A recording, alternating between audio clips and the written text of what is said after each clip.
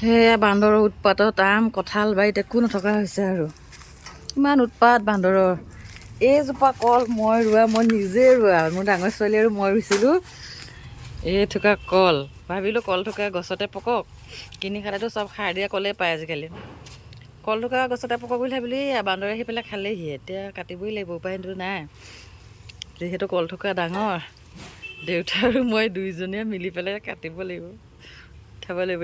এটুকুৰা কল আৰু এটুকুৰা কল আছে, এয়া মোৰ বাৰীৰ কল। এইজোপা এইটুকুৰা লাগিছে আৰু ডাঙৰ হ'ব আৰু ইয়া।